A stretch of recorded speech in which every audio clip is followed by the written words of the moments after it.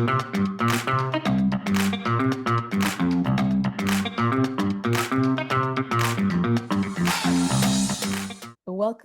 to Learning and Teaching Systemic Therapy podcast, the official Society for the Teaching of Marriage and Family Therapy, STMFT in short, podcast. I'm your host, Dr. Sofia Georgiadou. I created STMFT in this podcast as an antidote to the isolation I experienced as an early career academic.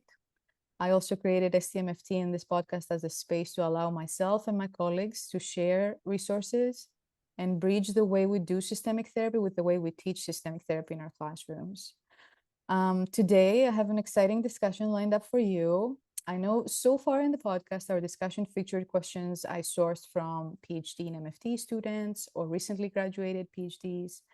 This time, I will be the early career MFT educator with questions, and I am very excited to have an amazing and very accomplished MFT professor with over 20 years of experience with us today. We have Dr. Kristen Benson, LMFT. Dr. Benson is an associate professor of human development and family science at Virginia Tech University.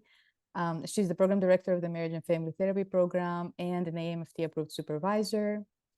Dr. Benson identifies as a scholar-practitioner, aiming to conduct research that informs inclusive clinical practice with LGBTQ plus individuals and relationships, a population that seeks therapy at higher rates, yet therapists often report minimal competency training.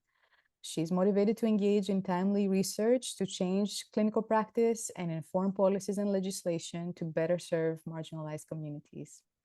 Her teaching and clinical training philosophy is guided by collaborative practices focused on the liberation of historically underrepresented groups, informed by the works of Paulo Freire and bell hooks. She firmly believes that teaching and learning practices that critically address socially marginalized groups help therapists in training become competent in their work with all clients. So, welcome. Thank you. Without further ado, let's dive into our first question.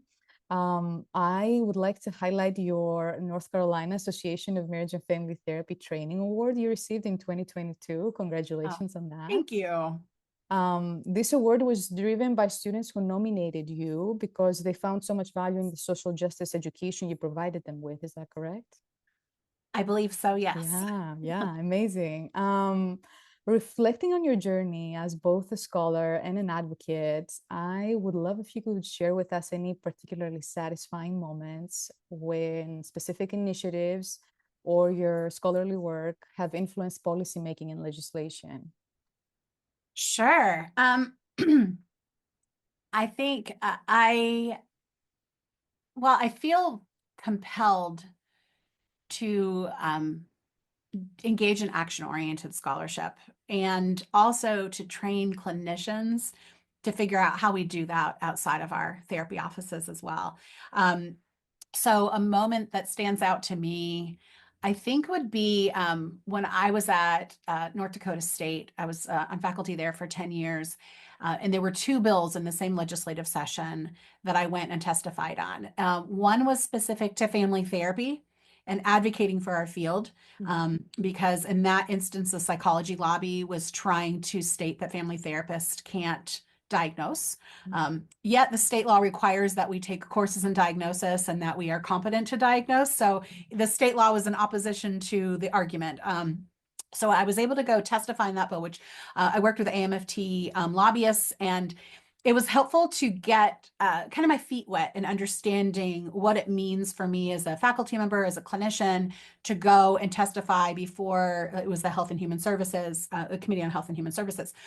In that same legislative cycle, I testified on an anti-discrimination bill.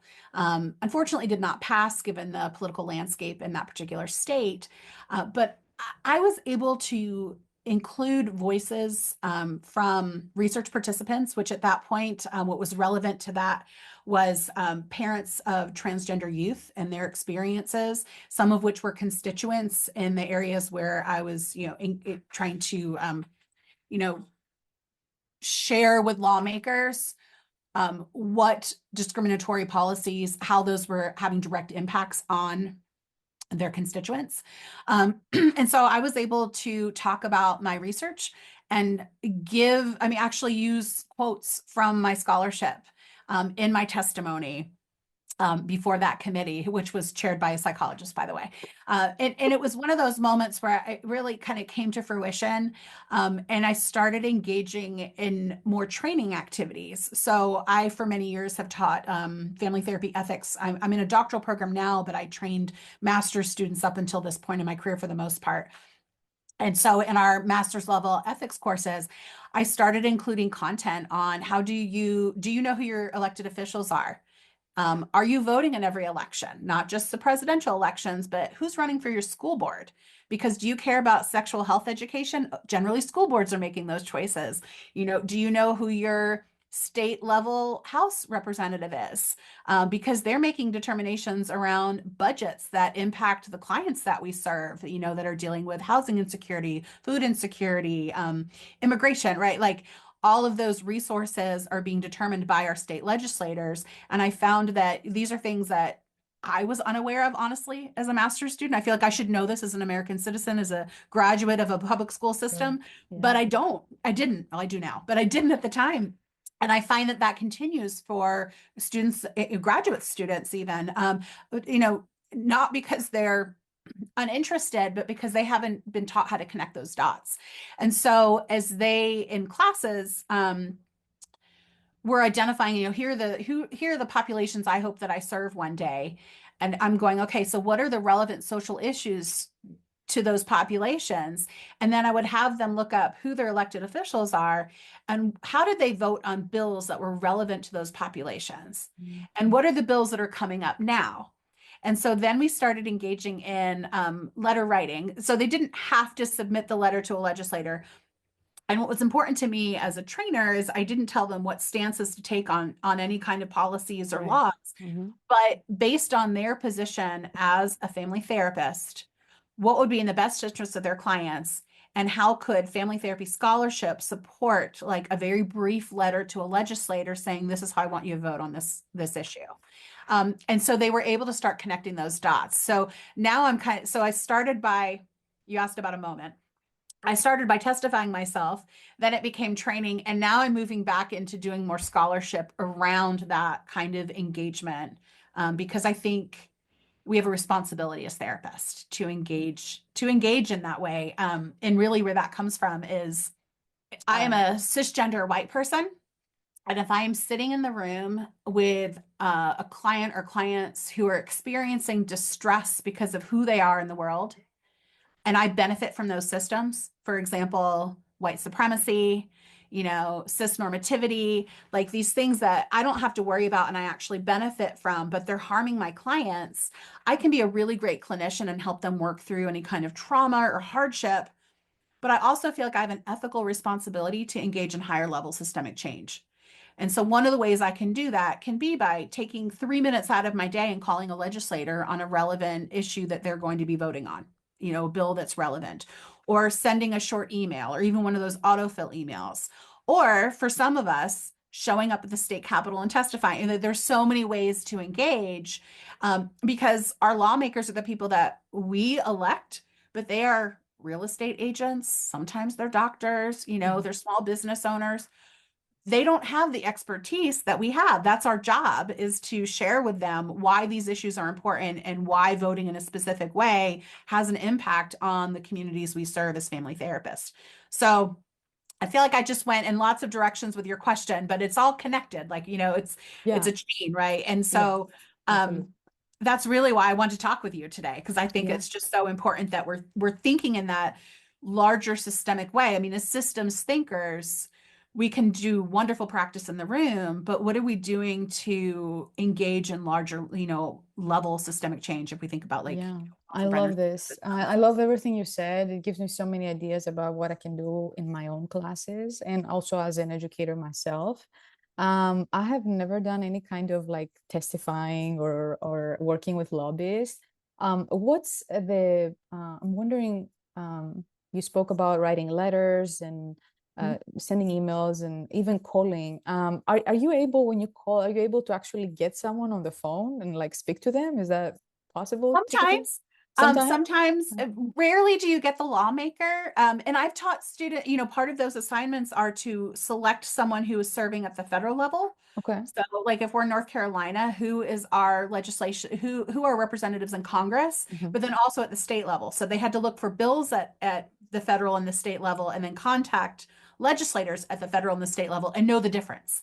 Okay. And so I had never engaged in that as a younger person. And so I think, yeah, I saw it as relevant. And I just Yeah. asked your question. So will you ask it again? No worries. Yeah, I was wondering, what does the day of testifying look like? How Uh-huh. long do you take to testify even? Do you have to be there all day and then they call you in? Like, what can you paint a picture for us? I would love Sure. for people to kind of have a clear understanding of like what does this process look like? Yeah, I think it varies if you're at like if you're talking about bills that are, on Capitol Hill in Mhm. DC, at the federal level versus in your state, and where the bill is in the process. So after it's been introduced, is it referred to a committee? Because sometimes then the committee is making a determination if they recommend a floor vote. And so when I've testified, it's been in front of, and I think that would be relevant for family therapists, it will oftentimes be to the Committee on Health and Human Services for any given state. So that's generally, it's going to be a committee, it's smaller, but sometimes there can be testimony or public speaking. It might not be testimony, but public speaking opportunities Mhm. when it as at the floor vote level, or you can work with your elected official to be their guest on the floor and Mhm. speak. So there's lots of different avenues, but I think it's a good, it's a good reminder that when AMFT hosts a day on Capitol Hill, when your local state association hosts any kind of lobby day, legislative Mhm. day, where you go meet your legislators, or your legislators are holding town halls in your local communities, go to those events and develop relationships with them. I mean, it's surprising how accessible many of them are. And when you have their ear, you're able to develop, I mean, we're relational, right? Like we Yeah. can develop relationships where we can be informants, that we can help them make better informed choices that impact, larger populations of people. Yeah, it sounds you're describing this as this is like a pretty receptive crowd to deal with. Is this actually what's I happening think it here? depends. It It also depends. depends on how you approach. And that's why part of the assignment, I'm going to go back to my classroom teaching Sure. around. Yeah. I give a lot of guidance for students on being approachable because sometimes they'll Mm, look up like a legislator voting history, mhm, see they have never voted in a way that supports the issue that they're concerned about, and they want to send them a nasty gram, and tell them why they're so wrong. And I'm going, okay, when we're asking somebody to do something, do we want to offend them, even if we disagree? And this is where it's positioning, because I'm mm, also very much an advocate. I think we need to hold lawmakers accountable. I don't think we should be sugarcoating things, but I think time and place. yeah. So there's positioning. So your political positioning when you're asking them to vote on a certain issue is to engage them, not to make them angry, right? So I think we want in those moments, how can we be relational to say, like, thank you for your service. And I've seen you voted this way. Here's some information that I think would be really important. This is how this issue is impacting your constituents. I would love to talk more. You're likely not going to, but you can say it, Yeah. right? And be invitational and create a good foundation for why you're asking them to vote the way you're asking them to vote. So, I mean, I think it has a lot to do with relationship and positioning. Mhm. But oftentimes they are accessible. Like, depends on where you live. If you're in a bigger city, it's going to be a little bit more challenging. But many of us live in mid to small towns, where we have our elected officials, they're around. If you know who they are and Yeah. what events are being held, Mhm. it's not difficult to be in touch with them. You had asked about when you call, do you get someone? Oftentimes when you call, you will either get a voicemail or a legislative aid. And I think that's always been a surprising, that's been a surprising assignment for student. And I think the one I've enjoyed the most, because I've had them do video reflections on what it's like when they make the call. And by and large, I wish I had like an IRB and collected data to be able to write more about this. But the students will say, I didn't realize how easy it was. Like it Wow. was really not difficult. Yeah. And, I called, it was less than 3 minutes of my time. And this actually has the opportunity to make an impact. And they track calls even more so than emails. If you do like an online search around contacting legislators and, influencing their votes, they do track the calls and the feedback that they're getting from their constituent calls. Yeah. So it's a worthwhile 3 minutes. Absolutely. Yeah. No. So I love that by doing it as a classroom assignment, it reduces a barrier because I think Mhm. it could be like, I can't call my legislator. And when you've never done that and it's a new idea and it seems so kind of in the distance and can we really do that? Yes, you can. Actually, Mhm. you really can. And it's not hard at all. You just Yeah. need to practice doing it. I'm also wondering, just thinking about Gen Z, like texting more than calling these days. I'm also Yeah. wondering if there's any texting capabilities for texting There are legislator. And you can get on, there are different like political organizations that might be aligned with your party affiliation or with Mhm. specific issues that will sometimes have even like a form that you can like just sign your name to and text it or, Right. Like a petition of sorts. yes, Yeah. but it's for, but it'll be like auto-generated for a legislator. The advice I give around that is to personalize them. So sometimes it'll have kind of a pre-written like email or message, personalize it. Mhm. I mean, because they get several of those, they're going to all say the same thing. And if you're making an argument, I would say make that argument. But so Yeah. there are easy ways to do it. But I will say in my talking with legislative aides and legislators, and then also in my own reading, the calls are really a great way to go around a vote ask. So like, please vote. This is an important issue to me. Please vote this way, for or against this bill, and this is why. The emails are helpful because you can provide more information. I try to keep them to a page because if they're not going to read a 5-page letter Mhm. about why it's Mhm. important.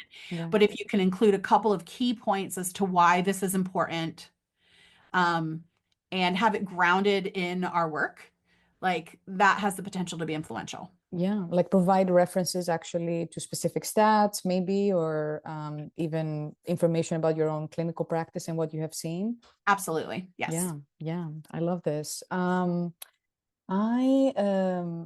would love to transition now, and let's talk a little bit about your work that you have done on um, affirming LGBTQIA plus Mhm. therapy and teaching and training students how to do that in the classroom.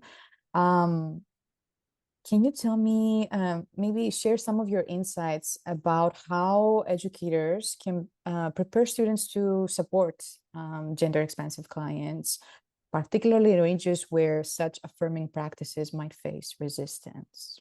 There's a Yes. political climate that's basically going against and harming these populations. There, oh, I'm trying to think where to start because there's so There's so much we're going to much. give in our political Mm, landscape. yeah. I'll start with training, maybe, and then can we come back to the navigating this current political landscape, which is, very anti, quite frankly, Yeah. and the bans. On pause that one and start with the training. Scholarship overwhelmingly shows that LGBTQ people seek services out at higher rates than cisgender and heterosexual counterparts. So we need to be prepared to provide treatment, provide culturally with cultural humility and competence to be to support our clients, but it's not required. Like even our co-MFT standards require diversity, but there's nothing that specifically says you have to understand what gender identity is or, provide competent services around, specific aspects of sexual orientation and gender identity. So it's really left up to programs as to how much and what kind of depth they want to talk about Yeah. these populations with students. Hmm. I think we've seen a real shift in who students are. So we're seeing more students with lived experience coming into our training programs, also demanding that they be better trained. But that's not happening universally. So there are people with very good intentions that are saying, hey, I am inclusive. And they are saying things that are really hurtful to clients, like, referencing a person's lifestyle is a really dismissive way to talk about somebody's identity. right? And they're well intentioned, but intention and impact are not the same thing. So, my work on inclusion, it's very much guided by some of the wonderful scholarship that my colleague and good friend Christy McGeorge has put out around really some accountability practices and personal reflections that help us to pay attention to what were the culture that we were raised in, what were the messages that were reinforced, was there visibility of LGBTQ people, growing up? What are some of the privileges that I've had that I've never had to think about based on my own identity that maybe other people do? So that's really where a lot of the training is. It's shifted a lot from, I think, what we used to see in our training, which was kind of drive by diversity. Like, here's the given population. Like, here's what a gay family looks like, and this is how you serve a gay family, right? That doesn't work. Yeah. Because people are people, relationships are relationships. But when you understand what it's like to live in a culture that constantly undermines your relationships or questions the validity of your own identity, or you've been rejected from your family or your church, there isn't a standard for understanding that, but we have to understand that those are huge barriers and limitations to people, and they have relational outcomes. They have, they are related to health equity outcomes. Like, they really have impacts on people's well-being and relational well-being. And we have to be responsive to that. And how do we do that in a way that's reflective and inviting? And that's really the questions that I want students to be asking. Yeah. I want them to have a good sense of their own positionality. What are the things I have to think about daily, and what don't I? Like, part of what brought me to doing this work is I'm queer myself. And I was in my doctoral program where I am now working at, Virginia Tech. And I decided to do a graduate certificate in women and gender studies, and was taking courses outside of my own discipline, and started learning about intersex conditions, understanding more about trans experiences. And I'm part of this community. I interact with people with these lived experiences. And I'm about to graduate from a PhD program, and we've never talked about it in any of my coursework. Mind you, that was over 20 years ago. Sure. Yeah. Things have changed, Right. and they haven't. Mm-hmm. Right. So now it kind of just depends on where you're going as to what kind of conversations and what kind of preparation student therapists are getting in order to really be not just competent, but have humility in the kinds of work, that they're engaging in reflective accountability practices so that they can better serve LGBTQ people. That would be the first piece. You asked about navigating states or regions where there's resistance. Before we transition to that, I do want to reflect a little bit on because you shared so much already about this. My mind is going all the different directions right now. And I talk a lot and fast. And yeah, no, but you're giving us gold here, so I'm taking it all in.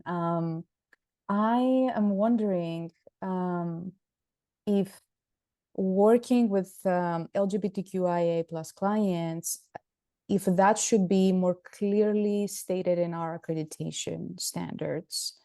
It seems like when left up to the choice of programs or even educators themselves in like individual classes, like, yeah, you can have 1 week that you talk about working with LGBTQ plus clients, or you can have a whole class about it. It seems like there's so much variation, and then the training that someone might get in one school versus another could further reinforce harm instead of reduce it. Yes.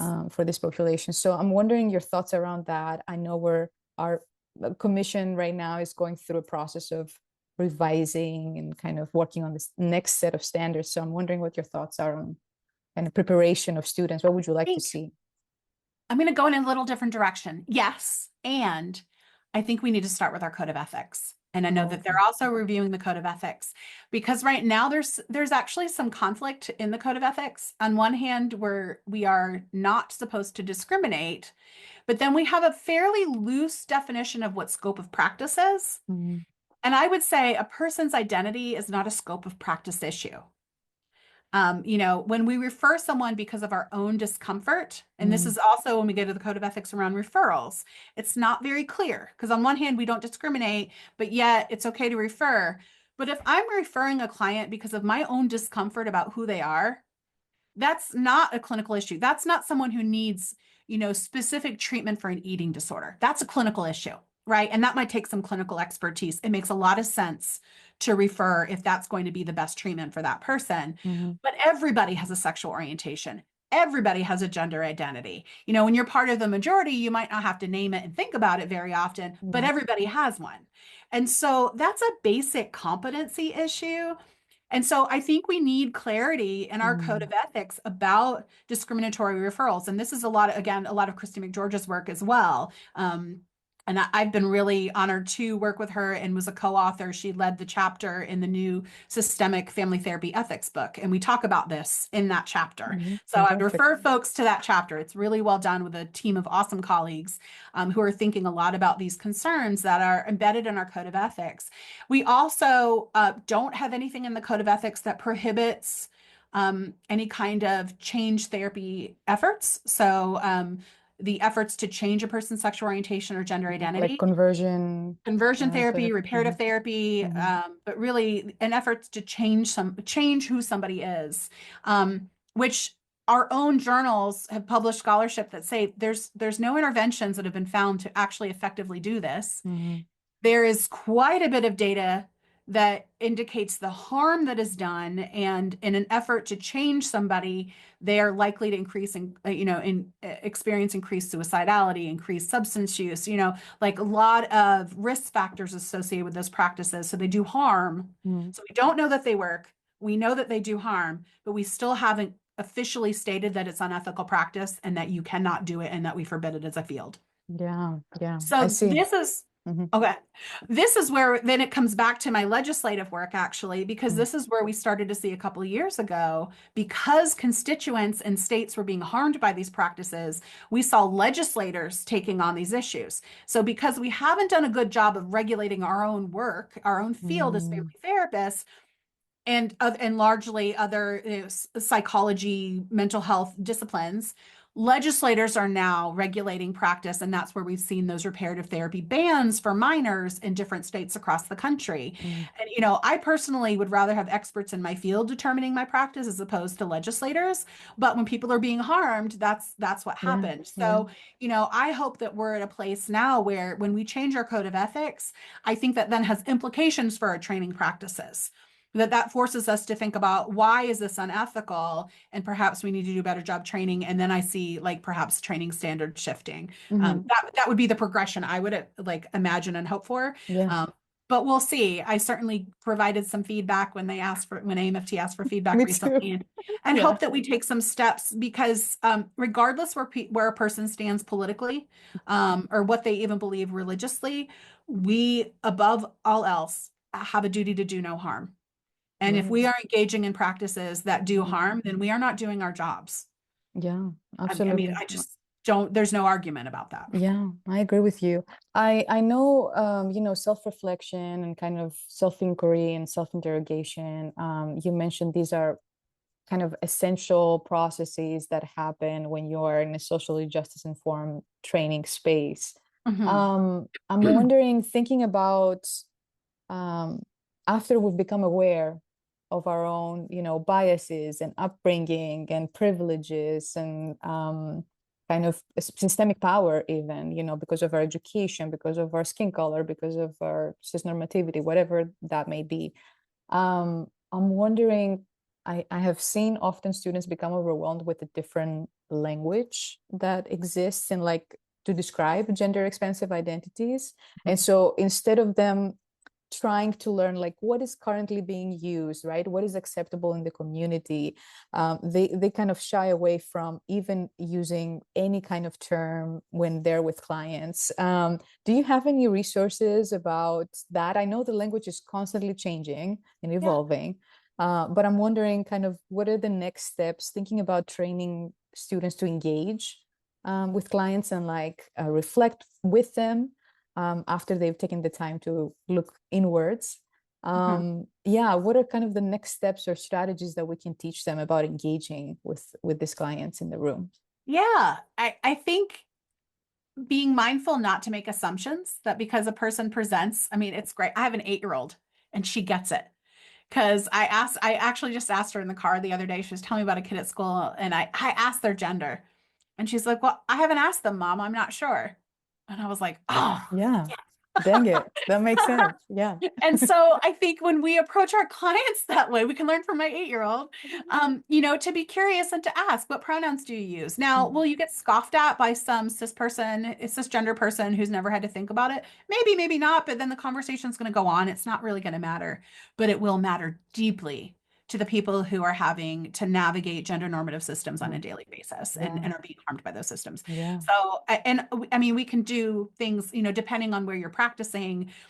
You can ask these questions on intake paperwork. You can, rather than having a check box A or check box B for, man, women, gender, you can just, what is your gender identity, and have it be open-ended, so it depends on the system that you're a part of and what the paperwork system looks like, but it can start at paperwork. Yeah.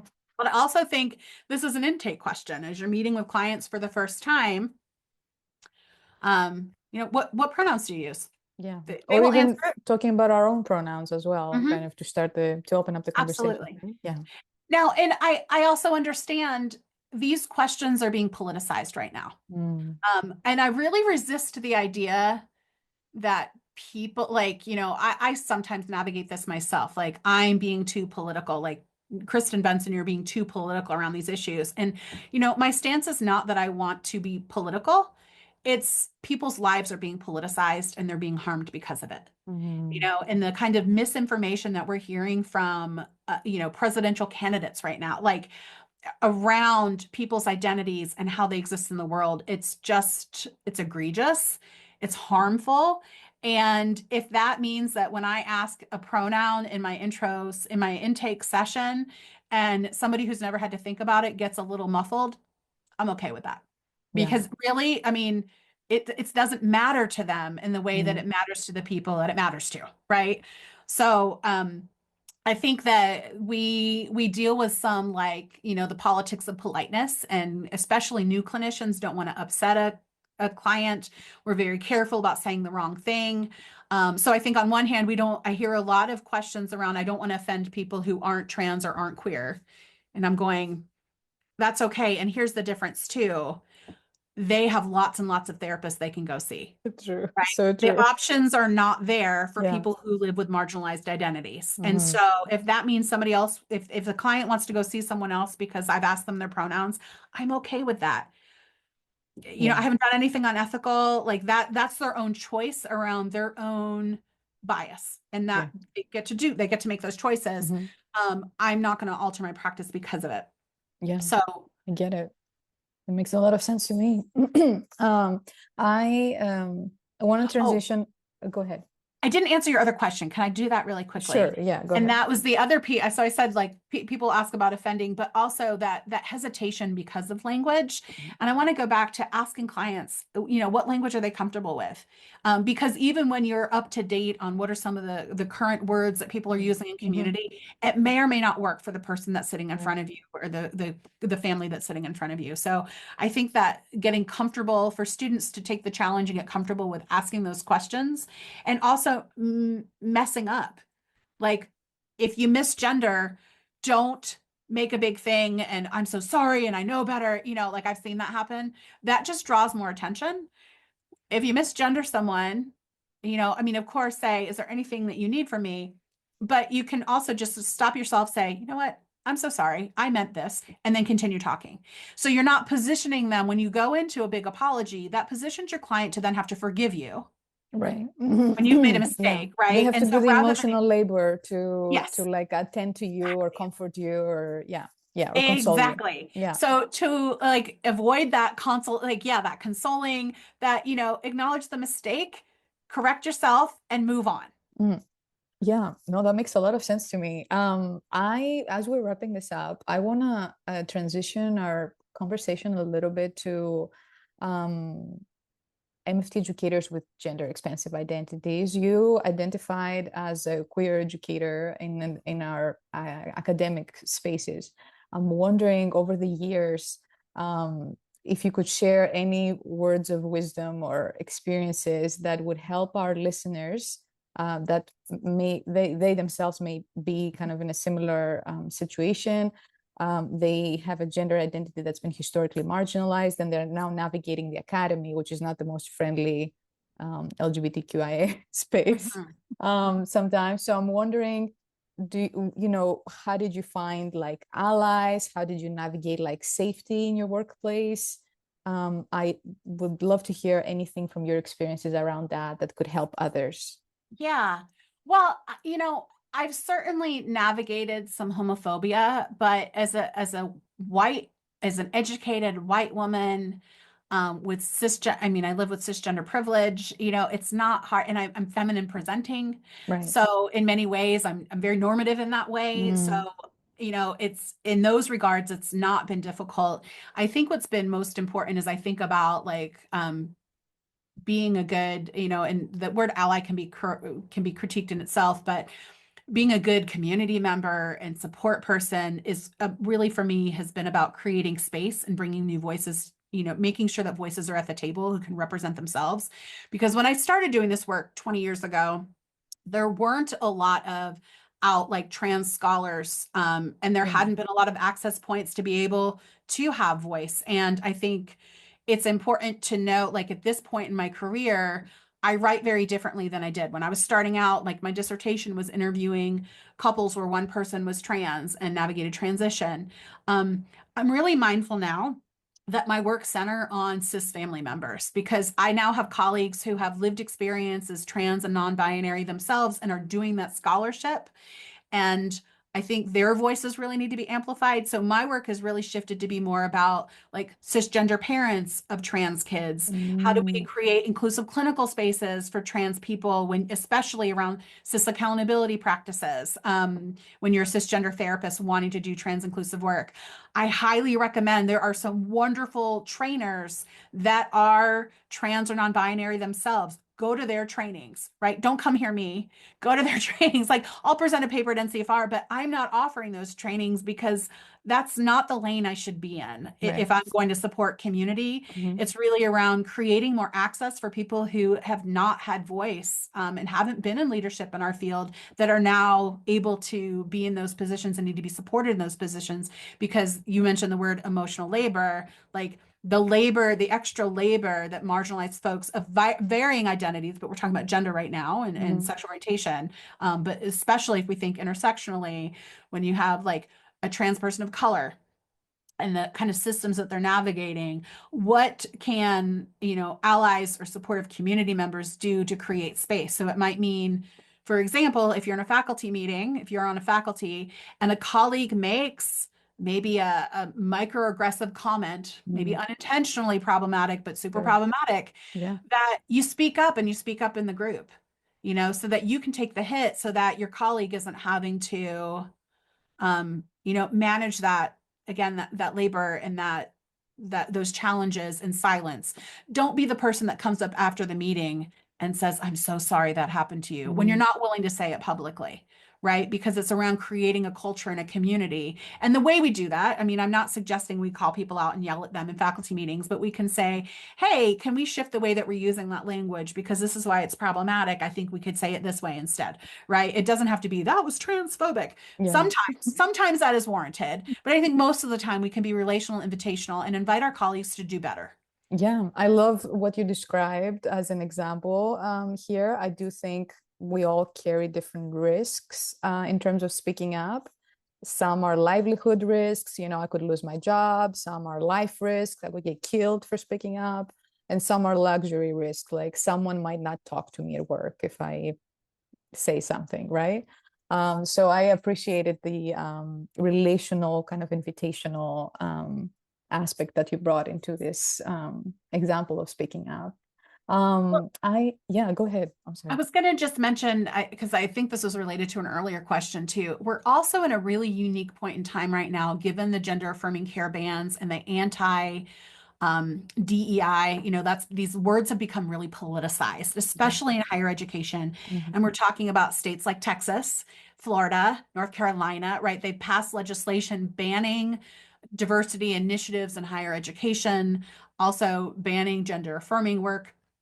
So that not only puts, folks like myself who are doing that work in a challenging position, but that really becomes, I mean, think again about like what that means for a person who that's also their lived experience, and they are being legislated out of doing their own experience, their own experience, and also engaging in scholarship to help other people.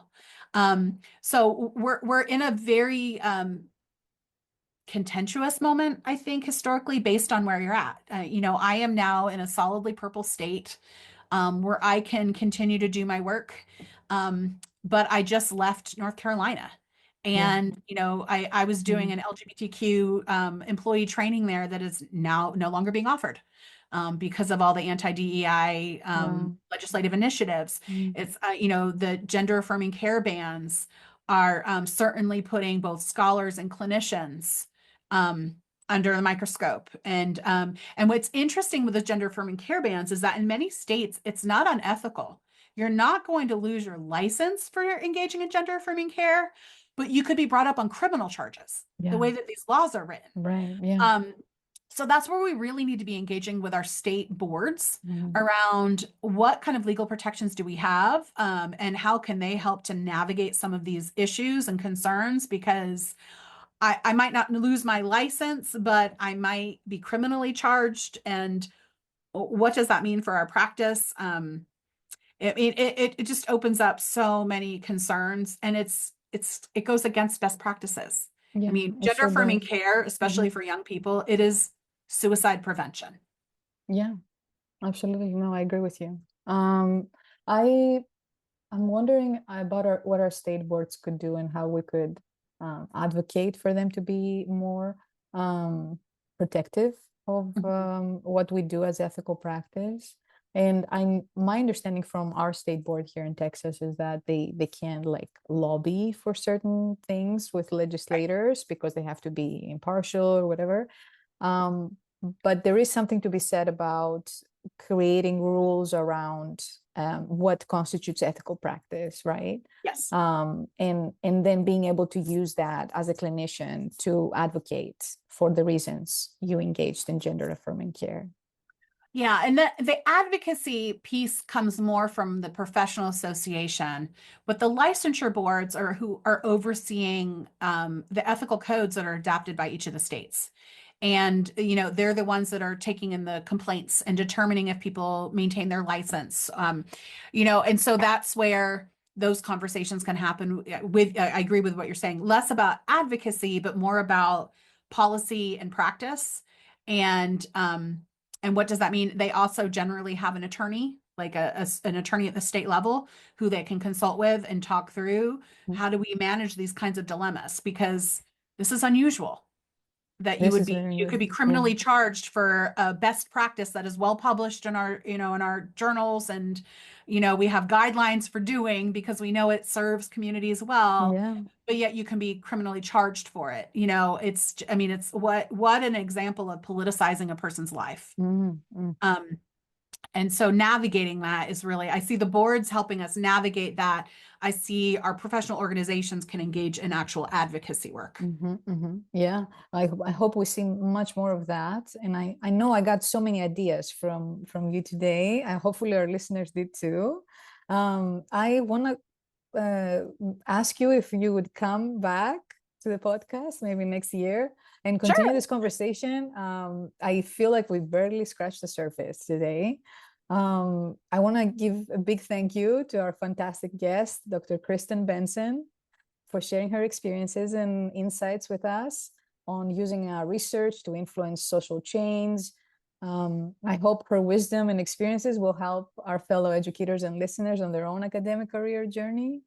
To our listeners, we hope you found today's discussion both enlightening and inspiring.